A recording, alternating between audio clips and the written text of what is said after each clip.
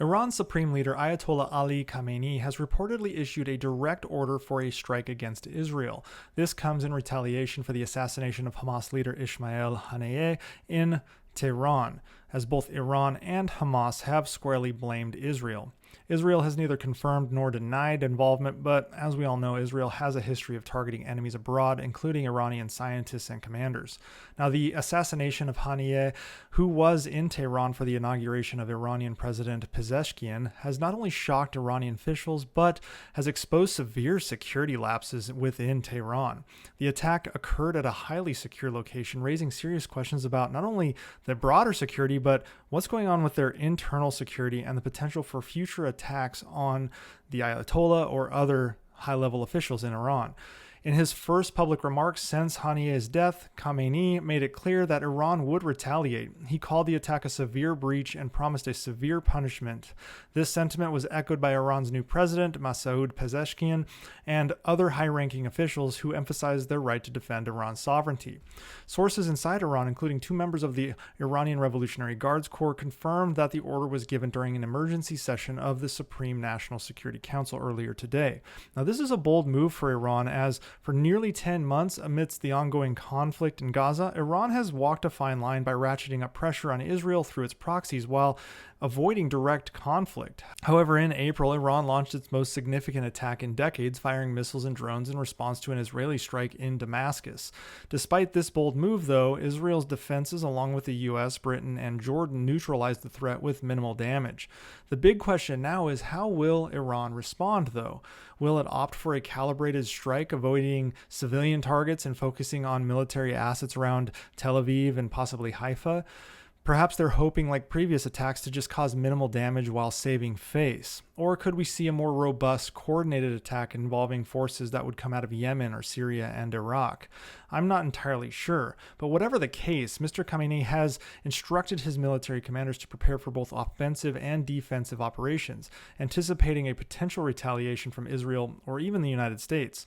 So that brings us to, if Iran were to launch a large-scale direct attack on Israel, what would that response from Israel and the United States look like? Well, Israel most certainly would respond with military force. Given Israel's doctrine of overwhelming retaliation, it would likely target Iranian military infrastructure, command centers, and strategic assets. The Israeli Defense Forces could employ a combination of airstrikes, missile strikes, and cyber warfare to neutralize threats and deter further aggression. It also provides a very convenient excuse to target Iran's nuclear facilities. Now, the IDF might also increase its state of readiness and mobilize reserve forces in anticipation of further escalation with Iran. Israel would also likely seek to rally international support, particularly from its allies in Europe and the United States, to condemn Iran's actions and potentially secure diplomatic and economic sanctions against Tehran. The U.S. would likely issue strong condemnation of Iran's actions and reiterate its commitment to Israel's security.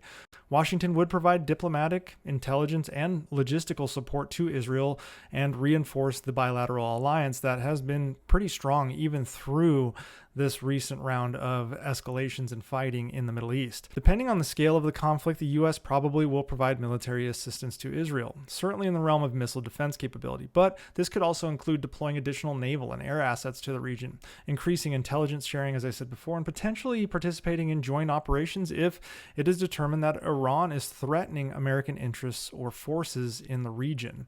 The U.S., like Israel, would likely engage in a diplomatic campaign to isolate Iran, seeking support from allies and partners in the region and beyond. This could involve pushing for new sanctions or reinforcing existing ones, and possibly seeking a resolution at the United Nations level. While supporting Israel, the U.S. would also work to prevent the conflict from escalating into a broader regional war. This would involve back-channel communications with Iran and other regional players such as Egypt, Saudi Arabia, and Jordan to establish some red lines, probably for both Israel, but certainly for Iran, to prevent any further escalations. An Iranian attack on Israel would be a significant escalation, though, with potentially far-reaching consequences. The regional balance of power could shift in favor of a potential Israeli pseudo-alliance with Saudi Arabia, especially when there's other actors such as Hezbollah in Lebanon and other militias coming out of Iraq. The situation could also exacerbate existing tensions between Iran and the U.S., potentially leading to further instability in the region, and this definitely impacts the broader globe. as Putin sees this as yet another opportunity to take attention away from his war in Ukraine. Nonetheless, an attack by Iran would likely guarantee a war in the Middle East, even if it is a limited, small-scale one with a series of just back-and-forth engagements.